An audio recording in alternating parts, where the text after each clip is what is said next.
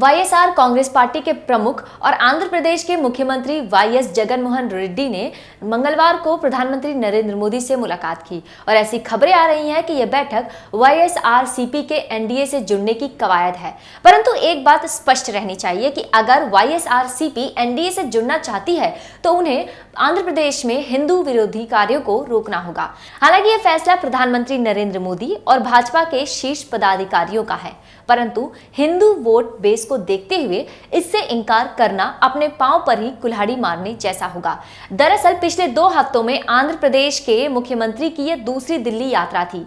इससे पहले 22 सितंबर को जगन ने दिल्ली का 2 दिवसीय दौरा किया था और केंद्रीय मंत्री अमित शाह से मुलाकात की थी। हिंदुस्तान टाइम्स की रिपोर्ट के अनुसार उस बैठक में राज्य से संबंधित मुद्दों के अलावा एनडीए में शामिल होने वाला प्रारंभिक विचार विमर्श किया गया था। हालांकि वो तब प्रधानमंत्री मोदी से नहीं मिल सके थे। रिपोर्ट के अनुसार चुनावी सर्वेक्षणों में शामिल एक data analytics firm VDP associates ने सोमवार को बताया कि बीजेपी ने कथित तौर पर वाईएसआरसीपी को 2 कैबिनेट और 1 राज्य मंत्री की पेशकश की।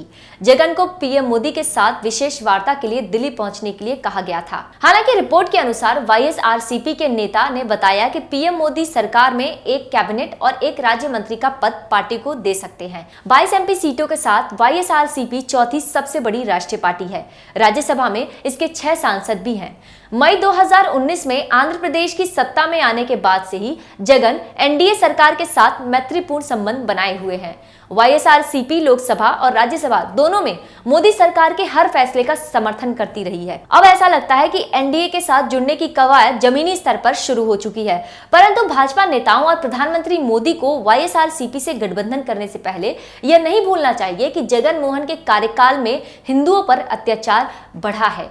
जगह जगह मंदिरों पर हमले किए जा रहे हैं और धर्म परिवर्तन को बढ़ावा मिल रहा है। आंध्र प्रदेश में अब तक मंदिरों में मूर्तियों के तोड़फोड़ और उपद्रव की कम से कम 5 घटनाएं सामने आ चुकी हैं, जिसकी शुरुआत इस महीने की शुरुआत में पूर्वी गोदावरी जिले के अंटारी में प्रसिद्ध श्री लक्ष्मी नरसिम्हा स्वामी मंदिर के पास 62 साल पुराने रथ के रहस्यमय तरीके से जलने के साथ हुई थी।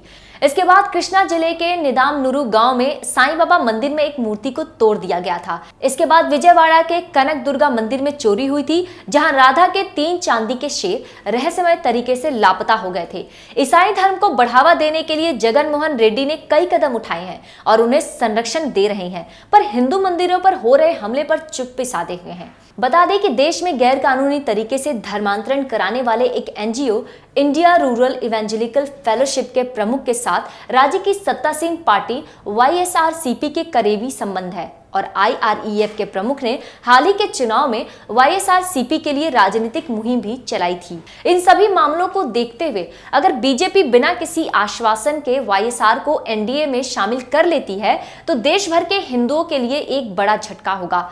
यह भाजपा के लिए भी आत्मघाती फैसला हो सकता है। एक तो हिंदू वोट बीजेपी के इस एक्शन से चिढ़ जाएगा और दूसरी ओर आंध्र प्रदेश में पार्टी का वोट नील बटा सन्नाटा यानी शून्य भी हो सकता है। प्रधानमंत्री मोदी इस बात को अवश्य समझते होंगे। इस कारण से अगर वाईएसआरसीपी को एनडीए में शामिल होना है तो सबसे पहले अपने हिंदू विरोधी कार्य को बंद करना चाहिए।